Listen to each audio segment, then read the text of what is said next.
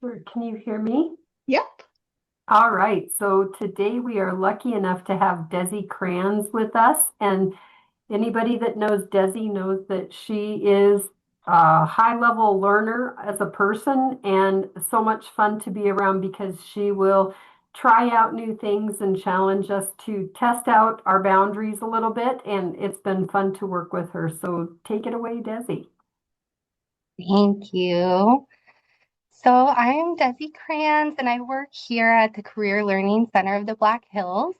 This is just one part of a bigger program, the Education and Workforce Development, and we're under this kind of big group called the Black Hills Special Services Co-op. So we serve altogether, I think there's 600 employees, and just in the education and workforce development area, we have 6 different programs, I believe. And today I'm going to bring you on a little journey with me to reflect about some of the things I learned at the TESOL International, excuse me, International Conference. And I was supported to go there by SDALL, and there were like 1,000 different presentations to choose from. And of course, a whole bunch of them were focused on AI. And there were also a lot that were focused on adult education that I was very excited to get to attend. So I'm happy to be here and to get to spend a little bit of time with you and to show you how I incorporated some of the things I learned into my classroom. And hopefully today you'll be able to take them into yours as well. Um, Here in the Black Hills, we are experiencing the cold. So I'm looking at this picture and thinking how nice it would be to get into some sunshine. Just a quick show of hands. Can you raise your hand if you have ever spent time in the Black Hills? Great. So some people, hopefully everybody will get a chance sometime. Um, Before we dive into the content of the day, I want to do a land acknowledgement for this land and acknowledge that I live and work on the ancestral lands of the Chettisakoan people. And I honor the indigenous ancestors, elders, and relatives for their stewardship of the sacred land. I affirm my commitment to rectifying the injustices of the past and present, including those experienced by the Native people, with the intention to heal the people and the land. And that being said, I also want to acknowledge the struggles of our students and this kind of hot temperature that we're experiencing politically and socially, and and how that not only affects our our students but also us as their educators. So to kind of drop us into this space, I'm going to invite you to join me in a moment of relaxation, a moment to ground down. Imagine yourself surrounded by these rocks here from the Black Hills, and kind of let go of some of those heavy things that are present, and just kind of come here and bring our attention to this space. So in a moment, you're going to see a circle appear here, and it's going to travel around. And as it travels in one direction, I just want you to try and take a breath in. And as it returns the other direction, release that breath out. And we'll continue that for a few breaths. There's no pressure to go as fast as the circle or as slow as the circle. Just kind of follow your own breath and see if you can make it a little deeper than normal to release some of that stress. So go ahead and put your feet on the floor, get comfortable in your seat, and that circle is going to appear in just a moment.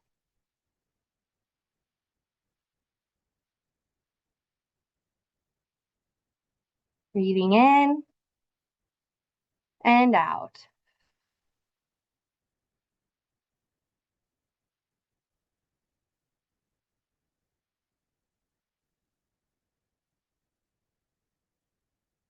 Maybe you let your shoulders relax down.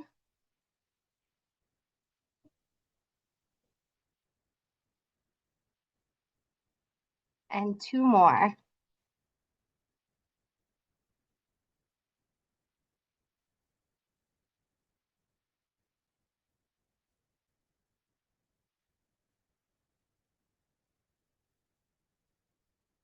And thank you for joining me today. Here's our plan of the day.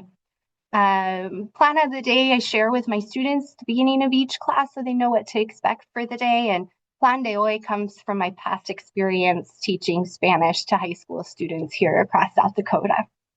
Today, I'm going to introduce you to the whole person curriculum that I've designed and been applying in my classrooms.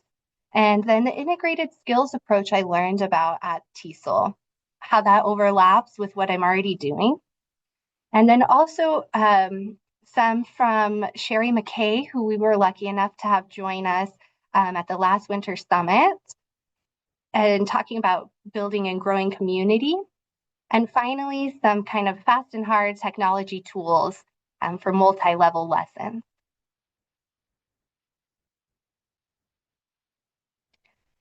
Here's a visual to help you imagine what a whole person curriculum can look like. I call this the life balance wheel, although it has many other names. And it could be called the wellness wheel, the wheel of well-being, or dimensions of wellness. And really, it focuses on the whole person. So you can see there are different areas of life here, and they vary depending on what wheel you're looking at, or if you design your own. And this is an example that I modified from the Crisis and Trauma Resource Institute. And this actually comes from a book that is designed for educators to help us get ourselves balanced, but is easily applicable to anybody. And I myself personally use this about 4 times a year. And with my students, we check in with this wheel about 2 times a year. So we look at each area of life, and we start in the center and assess how we are feeling about this area of life. Are we feeling really balanced in this area? Do we need to bring some more attention to this area? Is something in this area in our control that we can create a new habit or goal to help us feel better and more confident in this area of life? So right now in the chat, I want for you to think about which life areas are you doing well? Which areas are you feeling like you have a very strong balance?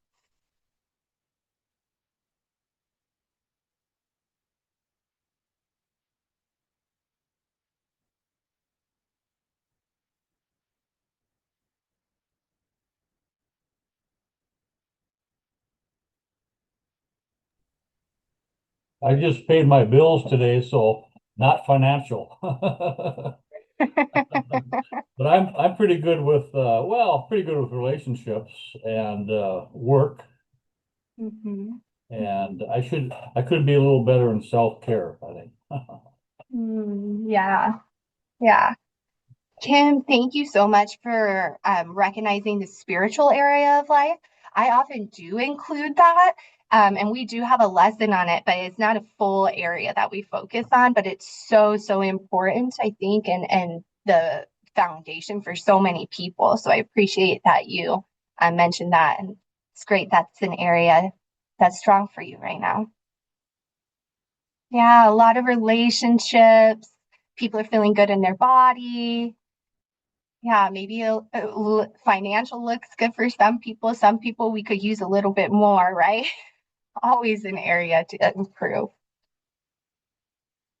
Now, if you're willing to be a little bit vulnerable, I'm hoping, whoopsie, you can share what areas would you like to bring more attention to in your life? For me, it's the physical health. I feel like I am doing a pretty good job, but I really want to get physically stronger and integrate some sort of strength work into my routine. Self-care is so important in our work. Mm-hmm. Mm-hmm. Yeah, gym buddies, accountability partners. Mm-hmm. Good. Thank you so much for sharing that. I know that can be a really vulnerable thing to talk about is areas of your life where maybe you could give a little bit extra love. But I think it's a really important reflection tool because it helps you reprioritize. And I think sometimes for some of us, maybe we put a lot of ourselves into work and we let some of these other pieces like our social wellness go to the back burner. But for me, social wellness is a really important way for me to recharge and restore myself. And so if I let that slide, then I get depleted. And in the end, it actually affects my work, my relationships, my mental health. So these pieces really are all connected, and the strength in one area can ebb and flow. So sometimes you may have a stronger focus on physical health, but maybe that affects your availability to go to the gym with your friend or go to a restaurant with your friend and affects your social time. So the priorities can shift over time, and your strength and areas of focus may also shift over time. Now, I want you to think about this in the context of our classrooms. Which area do these habits fit into? Drink more water at work. Go ahead and shout it out or type it in.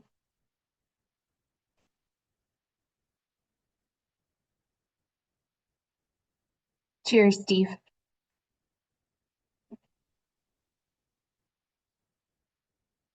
Maybe physical. This can also affect your mental health. Yep, self-care, good.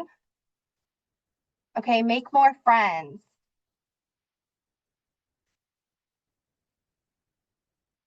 Mm-hmm. Seems really obvious. Yep, social, relationships, emotional, good. Be more patient with my son.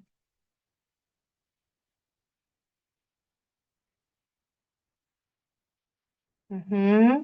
Relationships, mental, emotional. Speak with my wife's family.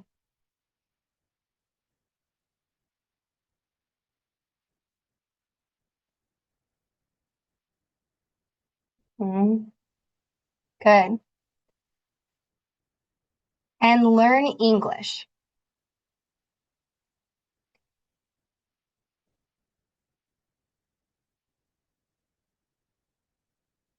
Mm-hmm. Good. Yeah, I think the learning, you can see each of these different habits and goals fits into often more than one area of life. So bringing your attention and focus to a goal can actually benefit many areas of life.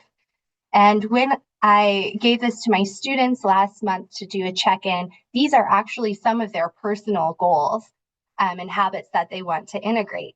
And when we talked about learning English, most of us agreed that it really fits into every category.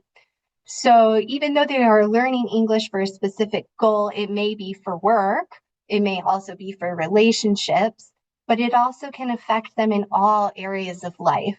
I know a lot of my students feel isolated or lonely, and so the social component is extremely important as well.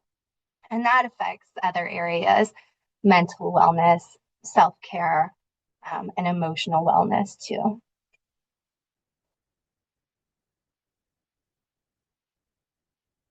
So which category in an English classroom would this content fit into? Weather. Where might we put weather if we're going to do this unit by unit?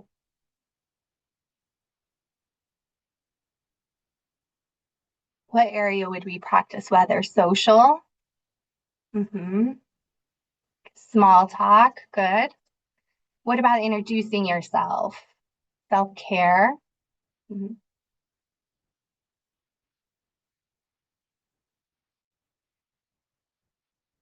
Social, work, relationships. Going to the doctor.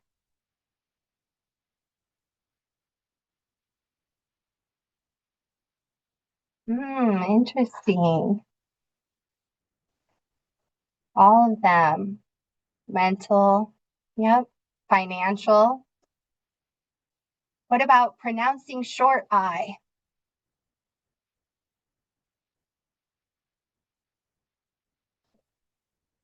You could apply that into any area. Mhm. Simple past tense, all areas. Determining an author's intent.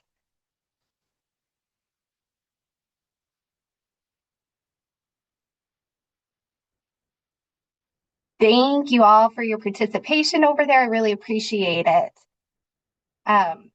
I'm really getting at the last few of these that this whole person curriculum really can overlap with all of the content that we want to teach and need to teach.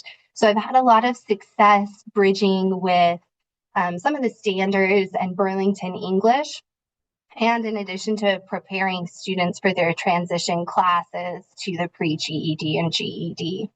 So really any content you can modify to go into these different areas, but then they get a little bit more as well. So I really try with this whole person curriculum to teach the students English, but also teach them life skills and life wellness. So beyond the English content. Some of the life skills that they gain from this curriculum is habit creation and reaching goals. So there's a lot of support and scaffolding there. Emotional intelligence grows, active listening skills, digital literacy, community resources and access and information about important community resources. And also, and most importantly, I think, is the confidence piece.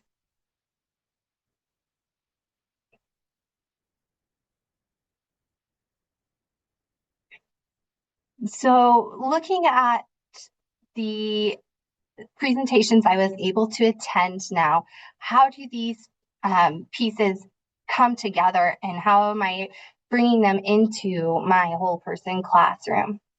One of the presenters that I was able to see is Dr. Neil Anderson from Brigham Young University in Hawaii, and his presentation was on integrated skills approach. And the integrated skills approach really is about teaching all modes of communication and language learning in a cohesive lesson rather than individually. So you're not teaching just here's a listening activity and then switching themes or ideas or tasks to go into a speaking activity. It's about bringing all of these into a cohesive space where they can all be accessed equally and cohesively. So we know the importance of these modes as educators, but sometimes the design of our programs or our curriculum focuses on individual skills and tasks instead of the whole language learner. So the integrated skills approach can be set at the whole program level and how you design your courses and which courses you offer to your students, but also in individual lessons. In this visual, it shows that you start with these 4 modes, the writing, listening, speaking, and reading. The differences with input and output. And within those 4 skills, you include and you invite in vocabulary, grammar, and other pragmatic knowledge. And above all, you include maybe technology literacy. An integrated skills approach allows for students to access information in all modes in the same lesson, not in an isolated activity, and see the whole picture of learning, not just each skill piece by piece. So I'm looking at this puzzle and the pieces are only going in one direction and you're not seeing the other pieces outside of this picture. So the students in this situation might not even be able to imagine how one of these modes might fit if they're just going from one task to the other in the same mode. So the invitation with the integrated skills approach is really to bring the whole puzzle and have it be in view in the same lesson instead of in isolated activities. So I'm going to show you an example of how I've applied this into an emotional wellness lesson. And I'm focusing in our core mode is reading. So we're not we're not only doing reading activities, but it's our core in this lesson. And I brought in also another presenter that I saw who designed his lessons in this pattern. His name is William Lin, and he's the TESOL specialist and coordinator at the Literacy Assistance Center in New York City. So he introduced this as a way to, this pattern of a lesson as a way to gently ease students into a lesson and start with the easy things first, which he suggests is new vocabulary and grammar, and then gradually grow into some input through text. So I'm going to walk you through each of these different activities in one integrated lesson. First, we know is a good practice is to activate background knowledge. So this would not be a first lesson in the emotional wellness unit. And then introducing new vocabulary and grammar, reviewing reading strategies, and then introducing the text and applying the strategies, followed with a writing and speaking application activity closely connected with the text, and ending with a listening activity. And his argument is that a listening activity requires the least amount of brain work. And if students are being overwhelmed or being asked to use a lot more brain power in interpreting a text, that following or ending with a listening activity actually gives them more space to be able to complete the listening activity. It doesn't demand too much more from them. So what does that look like in my classroom? First, activating some background knowledge for emotions is really great with an active vocabulary practice. This lesson is primarily aimed for like a high beginner or low intermediate.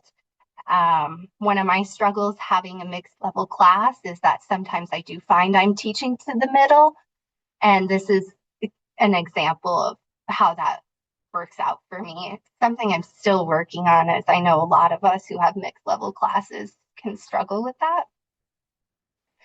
Charades, vocabulary review, or a game I like to call hot seat, where one student comes to the front and on the board, we have students shout out vocabulary words. We're writing these different emotions or emotion-related vocabulary words. And then the students in the audience have to describe one of those words to the person sitting at the front of the class. They have only 10 seconds to guess the word. And if they're unsuccessful, they have to stay in the seat and try again. And it starts to get hot if they get stuck in the seat for multiple words and they can't guess the correct word. So it's a little bit of a fun, timed urgency type of game. After some vocabulary review, we go into the word of the day. And this was a template that I have been using since our winter summit And this was from a woman who is introducing the idea of routine. So this is kind of one of our strong routine pieces. And we do the word, we do the word type and variations.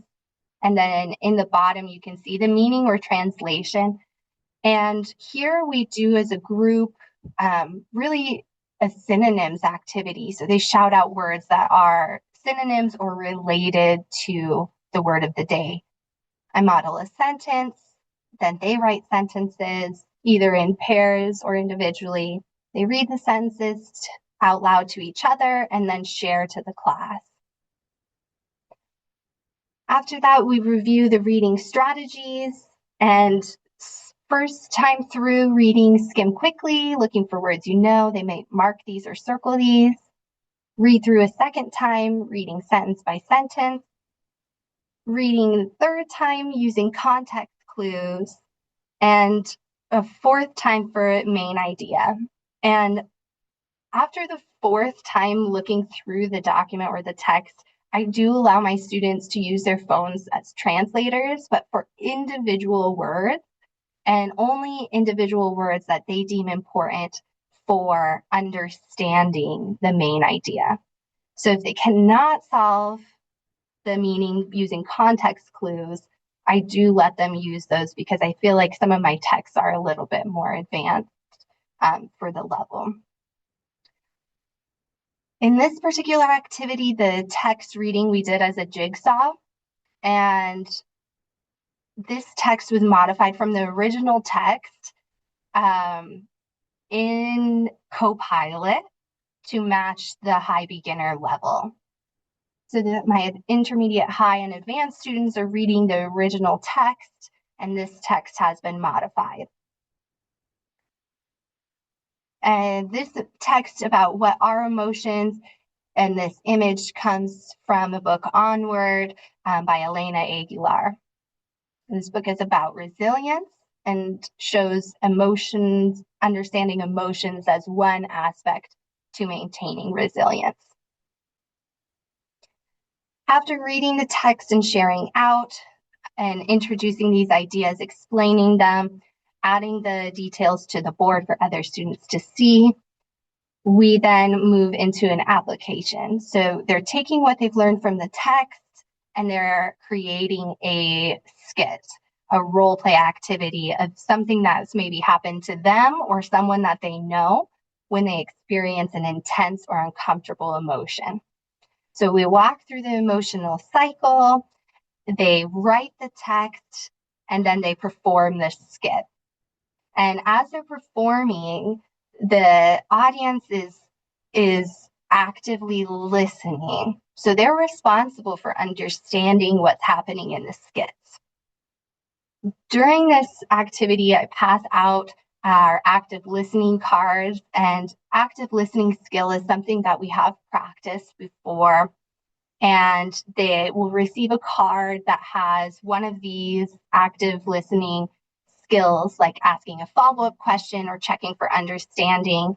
And then on the back of the card, it has sentence stems about how to form questions to ask an active listening question and get more information or clarify. And I see this as a real life skill, and it's an amazing learning skill for English learners, because what I found is some of my students are embarrassed to say, I don't understand. Can you repeat that, please? Especially at work. So active listening is something really every person should and can do, whether or not you're an English learner. So after this is all complete, then we do an exit ticket, and that's the end of this lesson.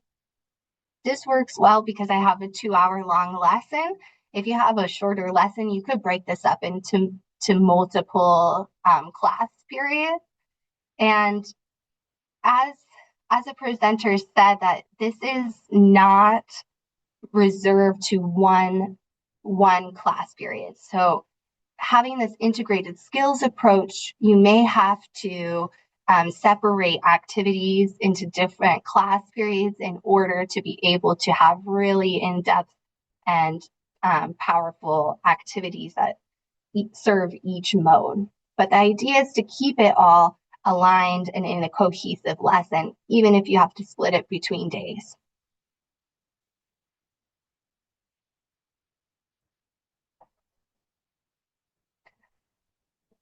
The next area that I'm really excited to talk about is a presentation that I got to see from Sherry McKay, and she is an ESOL teacher in Riverside, California, and she also has her own business, the Transformational Learning Communities, and she provides professional development to ESOL programs all across the country and at conferences as well. And her main focus is socio-emotional learning and trauma-informed practices. And in her presentation, she introduced the idea and importance of community in learning. And she has this quote that really hit me. "We are a community that learns English."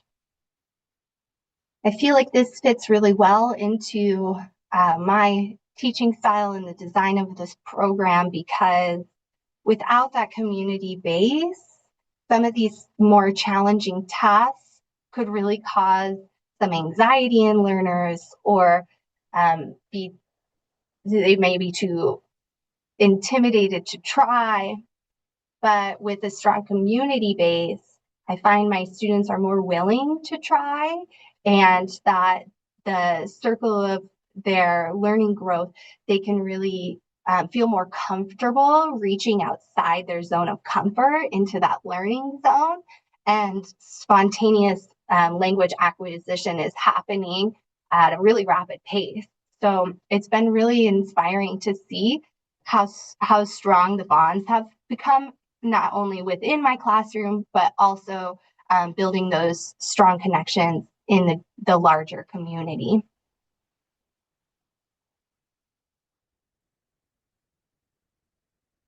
So now it's back to you. I want you to either shout out or type in the chat. When you think of a classroom that is community centered or is a community space, what do you see or hear? Or what do you feel in this classroom?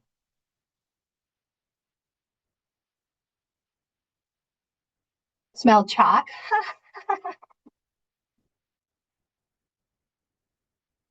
Mm-hmm. Nice, Kate. I love that. Having some spirited debates. Warmth. Laughter. What a gift, Kim.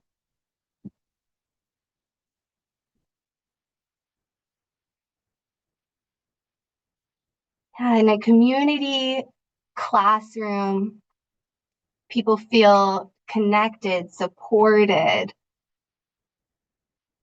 feel like there's a team. Mm-hmm. Student to student check-ins. Yes, yes. And above all is the learning, right? Because of their community, they feel more like there's easier access to the learning. They feel supported, they feel connected, they feel encouraged. So don't be afraid to take time to build that community in your classroom. The value of it is endless. And I think sometimes we get really caught up in the content that we need to teach.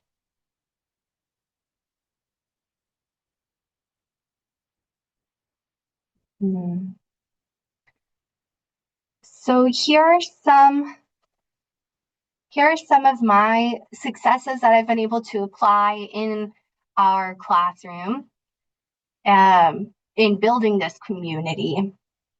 And last month was the first time that I tried this vision boards in our goal setting and habit tracking unit. And this was such a great opportunity, not only for students to think about their priorities and their values, but also to see other students' priorities and values and make connections about what it is they really want to see, experience, or feel in their world. Also, gratitude journals. We write in our gratitude journal and then share our gratitude out to the class. And this is a really powerful community builder because it helps people understand what is important for other people. And also, really, the gratitude is such a strong practice for mental health. So that's one way that I integrate that mental health component throughout the year. I've also noticed that there are groups of friends who are meeting and going outside of class to different activities. I have a group of women who meet for their tutors downtown at the library, and then afterwards they either walk to the Dolphin Art Center and look at some art, or they go to a cafe for some coffee and a treat. And then I also have another group of students who are meeting and going out dancing at one of the local restaurants that has a nightclub in the after hours. So it's really nice to see that these partnerships and group work in class has resulted in friendships and friend groups, which is so important for that social aspect.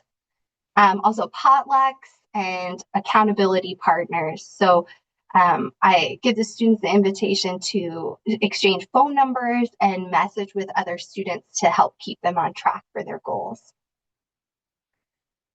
And then I'd say my biggest success has been my victory jar. And this was one of Sherry's ideas that she shared last year.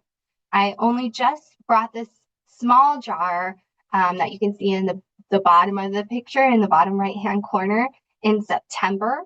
And by December, it was completely full. The students could not shove any more notes in there. And the victory jar really, I ask students if they have a victory at the beginning of class, they write down their victory in English, and then they share that to the class before they put it and add it to the victory jar. And the victory can be something small, it can be something big, or anything in between.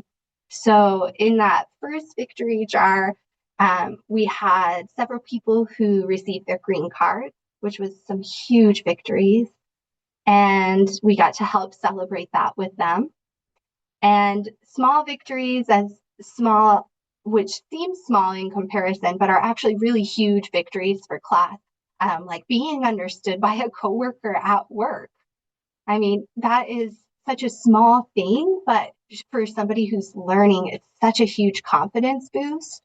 And so by having this jar available to them, they start to notice these victories more and more throughout their days and are bringing more and more all the time. So in January, I got a bigger jar, and we are currently working on filling it all up. And it's been really great because their victories really are the whole community's victories. And I feel those as victories too. And I think that makes us stronger. There are other activities I want to try, like a mural or a big map that shows our connections. A little community library that has access not only for my students, but to other students and people in the building. My students have asked for mental health support groups. I just don't have the resources to provide that to them, but I'm still looking for that support. Also, just building a collection of stories to kind of document the journey of our students.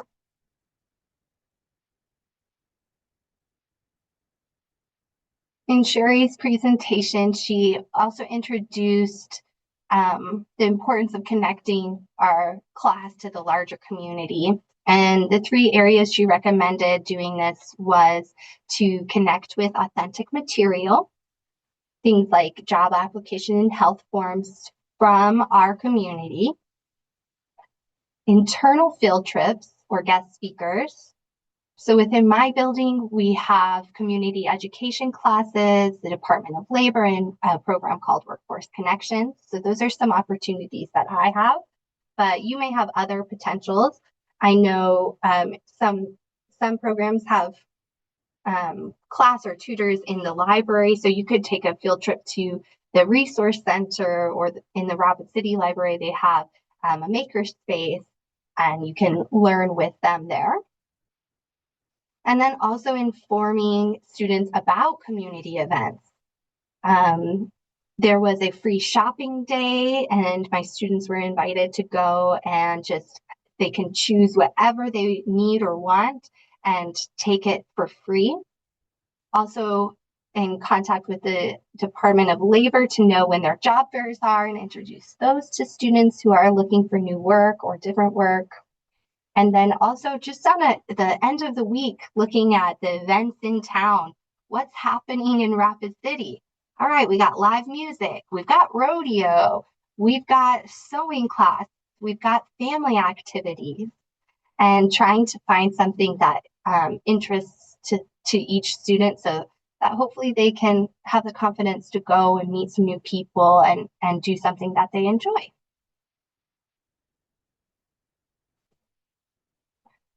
So the application in my class has been so much fun. We were lucky to practice with to partner with the Department of Labor and do some practice interviews at our school.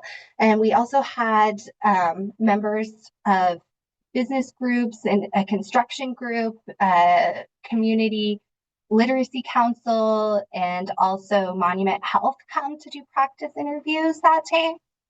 And we had the Community Health Association of the Dakotas come and do a health insurance workshop, and 9 of our students were able to enroll in healthcare that day.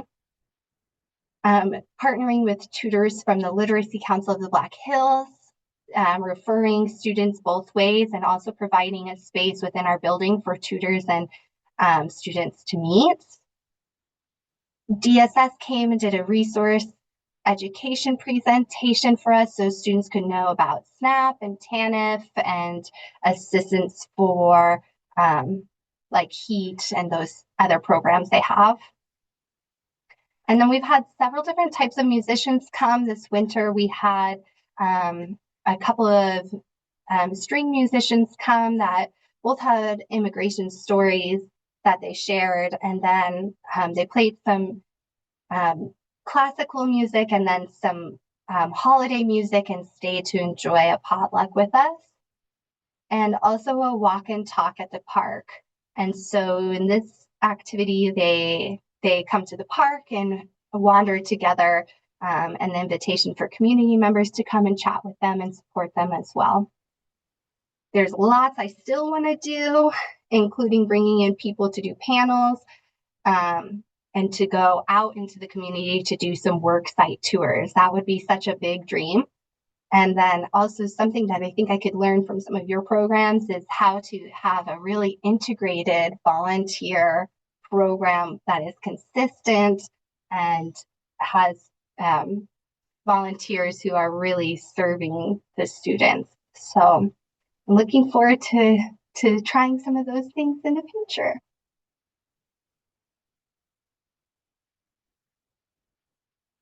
There's a lot of ways that this community support has helped my students and has real world applications.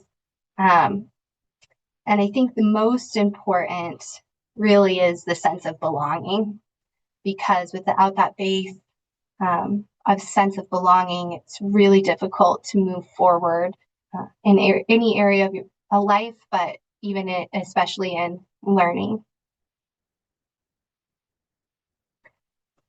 So now we're going to take a minute, I think really just like 5 minutes, and go into some breakout rooms.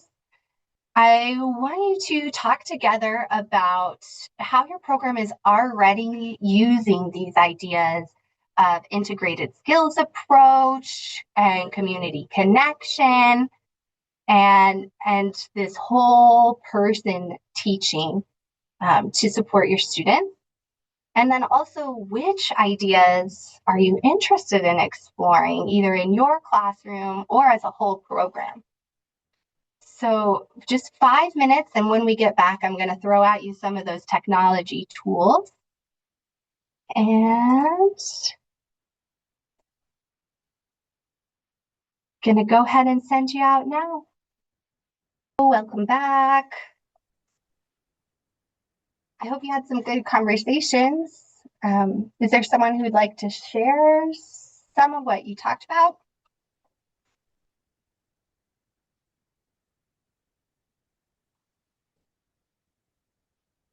I just want to share that Becky shared a brilliant idea about maybe being able to work with a university and use some of their psych students to set up support groups, and that they had kind of done that before. And I know we have previous adult ed students taking psych classes that are going to need internships, so I think we should talk about that. Great. I think we Thanks, could do Jen. that.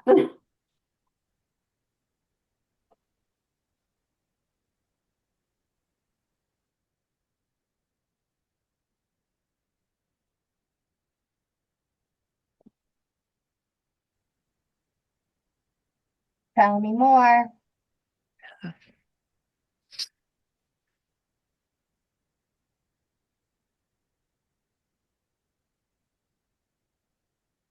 We discussed some of the things in the community and integrating that into our classroom, specifically the library and how that can be of help. And I'm sorry, I knew I was going to forget your name that was in our group. Um, she talked about utilizing their resources to socially build a little bit with the community and so forth. So, or the ESL community, kind of branch it out into the community. So I thought that was kind of cool. One thing I did is I had a lady that worked on her own, and she wanted to talk to people about job interviews. So when I did a section on job interviews with my English class, I had her come in and she explained in the vocabulary level of my class about the proper dress, things they might not think about when they come in for an interview. It's not just sitting down and answering questions. There's a lot more process to it. And it was very enlightening. The students were very engrossed into it, and they had awesome questions at the end. And they brought up questions that I never thought, that you can tell they were listening intently by the questions that they asked. Nice. Huh. All right, I see we have just a few minutes, and I'm going to show you some of these tech tools. If you would like to take screenshots, it'd be a great resource to have after, or if you want to take a photo, that's also could be helpful to you if you think these could be useful in your room.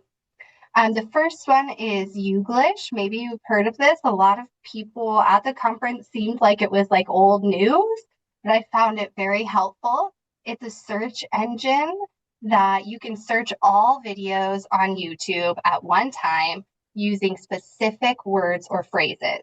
So I've used this to help my students with different sounds that appear in multiple high frequency words that they consistently struggle with. And I've seen a lot of improvement with eh, eh, and the differences between those.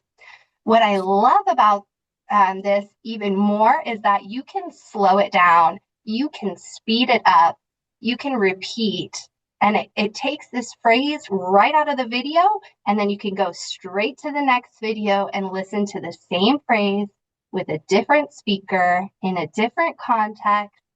And then it has activities at the bottom to have them practice and check. So it's also been really helpful for some of my servicemen who are working at the Air Force Base nearby, because they are working with people from all over the United States and with different accents, and that's one of their biggest struggles that they come to me with. So Youglish.com. And then some YouTubers that I found really helpful is Accents Way. They just have a lot of really, she has a lot of really interesting different ways to practice. And she's an English learner herself who is now bilingual. So I think they can relate really easily. Blue Canoe Learning is the color vowel chart web YouTube channel. And this is an integrated pronunciation practice channel. And then Rachel's English. And you can see these are from this image here, Rachel's English is very like practical English practice. And then finally, some of the AI hot stuff.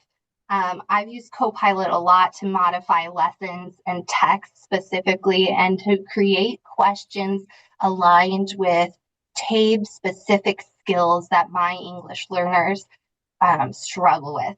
So I take the skill, I take the text, and I plug them into the Copilot and ask them to form a comprehension question based on that skill.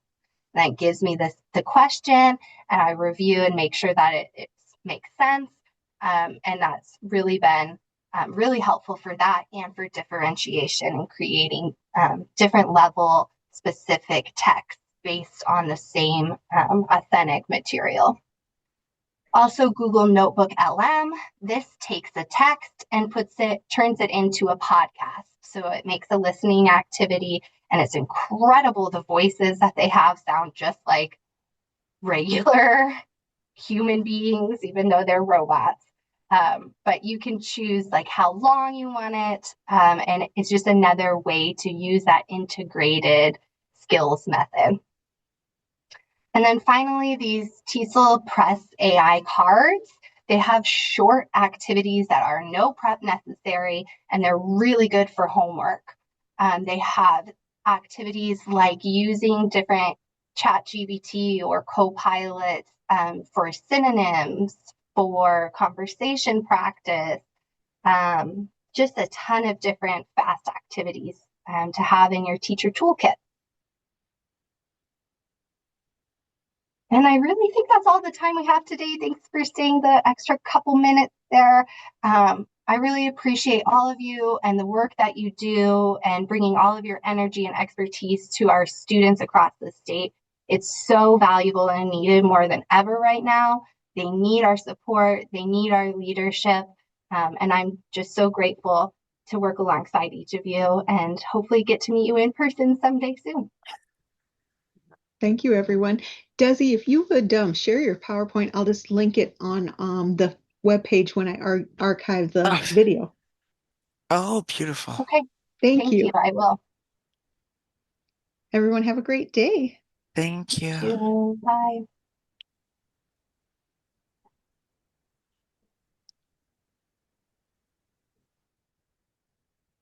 Great job, Desi. Thank you so much.